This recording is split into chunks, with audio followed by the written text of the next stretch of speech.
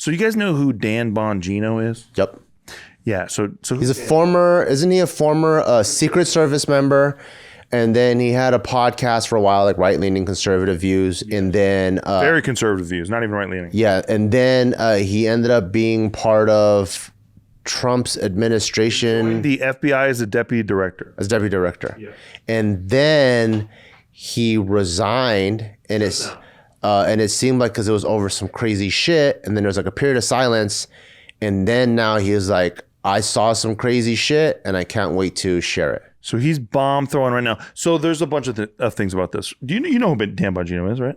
Yes, briefly though, not in depth. I didn't really watch his content. Yeah, so his stuff so he talked about Epstein over the years on his show and talked about the Epstein files and how, we need to research this stuff. Like obviously people are covering this up and the Epstein list and all this stuff.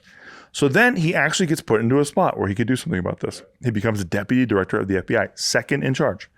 And then he proceeds to do nothing. The Kash Patel thing. Pam Bondi. And I was so disappointed in that. Right. Because I was like, oh, this guy's after the truth. And he goes in and like, oh, what video too? Just like Kash Patel. I'm like, God damn it. It's not just like he talks so much shit. And he's such Dan Bongino in particular is such a wannabe tough guy in my opinion. Like that he will tell you, he'll yell at the camera about the libs and the libtards and the who's covering for Epstein, all this stuff. And then once he has power to do anything, he quits and does nothing. And now he has the audacity to complain about people who are blackpilled. If you know what blackpilled is, it means they give up. You're not red-pilled. You're not blue-pilled. You're black-pilled. You think it's all fucked anyway. Oh, so you're like, why even try? Right. The why apathetic attitude. Why bother? And maybe you're red-pilled or maybe you're blue-pilled. But you're black-pilled if you've been paying attention for like 2 hours is the idea behind it. It's like we have seen all these patterns before and nothing happens. That's the idea behind the black pill. So he actually just went on a podcast during his comeback because he's been now retired from the FBI for like 4 days. And he had this to say. So I'm going to pull this up. I never really liked the way he spoke either though. I'm so with you. Because the way he speaks pisses me off, and I have similar views to some of what he says, but it still pisses me off. The economy's motoring, 4% growth, but the black pill complaining and whining all the time about the administration, it's just like, man, what team are you on?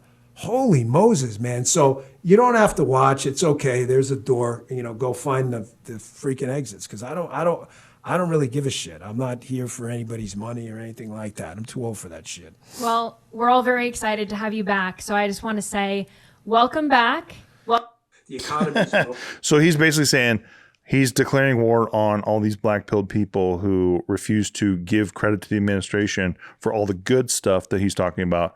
But he's one of the reasons why everyone's black-pilled, because they go, wait, you're one of these big tough guys who went in to say you're going to fix all this shit, you're going to expose all this shit, and then you did absolutely nothing. Nobody went to jail. Nothing happened. He's literally a black pill. Exactly. What if it's that? And then he's being Mr. Tough Guy right now about it. What if it's like that bad where it's like you're like, if I'm in a position of power, I'm gonna do X, Y, Z. You get in a position of power, you see the facts, and you're like, oh, yeah. So there's a quote about that too. So he joined the FBI like last February, right? And he tweeted something at the time where he's like, I saw some shit that's like changed my life. Oh yeah, I remember that one. I remember that. And he was basically like, I'll never be the same after this.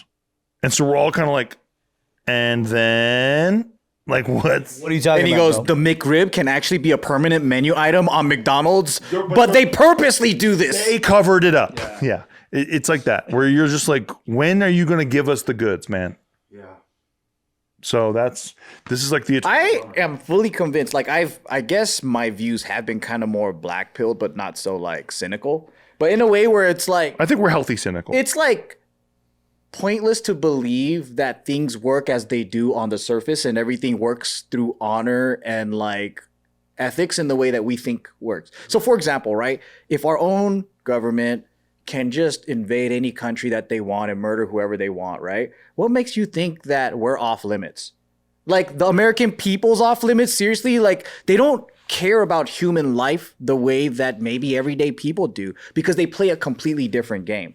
For me, like these guys are playing a game where like, hey man, you're gonna be massive trouble, then you're gonna die. Yep. So it's like, if you're gonna make this like, if you're gonna be like, hey, I'm gonna be the director of the FBI, I'm gonna change the world, I'm gonna come in, I'm gonna shake things up and then like tell you all the truth, and then they're like, nah man, we've been FBI for like 30 fucking years or more. You're not gonna fuck up our operation. Exactly. So he goes, if you try that shit, we're gonna kill your family.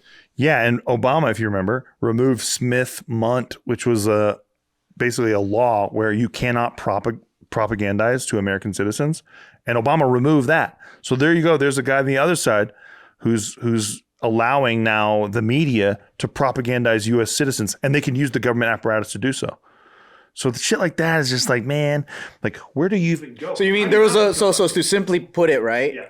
There was a law stating that the government can't use media to propagandize to the American citizen. Yeah, but then Obama lifted it. Domestically disseminate false information to the American public to propagandize them, right? But Obama removed that. It's called Smith-Mundt, M-U-N-D-T, and I think people have theorized about that because then all of a sudden we started getting a bunch of stupid propaganda from the government, especially about drones and especially about Russian connections to Trump. All of that was bullshit, right? So like, but then now we have the guys on the opposite side coming in saying, we're going to do the good thing. We're going to show you guys how it's done and expose this whole thing.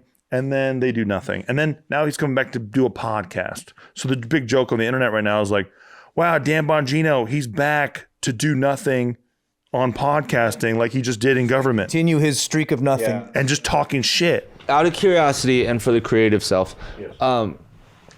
hypothetically, what could be so bad that like for the greater good, you wouldn't do anything? You wouldn't reveal those secrets to the greater American populace? I think unless it's like a personal thing, like, you know how they like... there's those stories of like you show up to office and then they show you like a picture of your family or something and you're like, you better act correct. And you're like, whoa, what the fuck? Okay, so personal threat but like that wouldn't constitute like a going to like it's worse to actually expose it. Yes. So I think one thing that is actually like feasible is, like, let's say we release the Epstein list, right? And then we actually go after everybody. What if that's literally everybody in the government? So like, and then you collapse the economy. You destroy your own country. Yeah. Yeah, because like these guys have been in governance for like decades, right? So you're going to take everybody out, replace it with people that don't really have that much experience. And then it's like, well, yeah, you want a smooth transition. You don't want a total upheaval. Because you're forgetting that like you also have enemies, like Russia, China, everybody. Like they can't wait to get America fuck themselves. Yep. So like I'm like, why would you want to do that? Yeah, it feels similar to like, let's say that you're a Just Stop Oil advocate and that's what you care about most, right? So you get into the system and you actually for the first time educate yourself on how dependent the entire world is on oil, because oil makes all the plastics, oil is all the fuel. And we can't live without it. We're fucked basically until we find something to replace it. And you can't find that. You're going to stop trying to stop oil because without that, the axis of power will totally shift. America will lose its place and you're screwing everybody for nothing because you don't have a replacement. So maybe it's one of those things where like maybe you had the passion to take something down, but you didn't have the plan on how to replace that with something better. Yeah. And it's just so fucking crazy that him and Cash were so about Epstein, and then they're just like, what are you guys talking about? And you're like, what the fuck? Trump too, yeah. Because I think the best case scenario for them was actually to not fuck with it. But use it to win, use it to get in power, and then do nothing. And that's why people are blackpilled. But then this guy has the audacity to be pissed about blackpilled people. Yeah, that's I think the dumbest thing is that afterwards you're like mad about it. Like, no, you got to be like the rest of them and pretend like it didn't even happen. Yeah, well, why aren't you buying my bullshit? I can't believe you're not buying my bullshit. That's what's sad. It's like, it would have been really cool if he came out and explained like, hey, I wanted to do all these things, but it turns out I would be hurting the very thing that I coincidentally stood for. And I didn't realize that. Right. That'd be freaking sick. Extremists on that end would still be like, it doesn't matter, hurt us. We want to know the truth. We're entitled to it, right? Like there's gonna be people that are like, Well, but people wanted to know. yo, like a phoenix rises from the ashes. We need to destroy what is in order to grow. Truly, there's gonna be those There are people. important things that should be kept secret, like the Manhattan Project when we're building nuclear weapons, right? Like to me, that makes sense because your enemies find out and then you're at threat. All that makes sense. But this does not make sense. It just doesn't wash. Well, it's hard to even say if it makes sense or not because we don't know what he knows. His critics are the haters. Yeah. It doesn't make sense because we don't know what the hell we don't know. Yeah. But then don't get mad at us. And don't talk shit. Like, that's all I'm saying. Time though, if the rest of your potential adversaries or other people, threats in the world, find out that the top leaders of this nation are all now being judged or under threat or are Yeah. Oh, sweet Anthony. They already know. They're part of it too. That's the part of it that sucks. Everyone's top people know about everyone else's top people. Like, Sweet little Anthony. When the WikiLeaks came out, like they spy just to get drama on family and all that, so they can use all the intel for everything. They're like, "Oh, that motherfucker, he's cheating with that girl and this thing," and then By the way, it's all an open secret. Like Angela Merkel, like Germany's former prime minister, she got caught like spying on U.S. government officials when we were over in Germany, and nobody gave a fuck and did anything. our own allies. It's an open secret. Everyone knows we do that. And we do it amongst friends. Those are our friends. Imagine what we do to our enemies.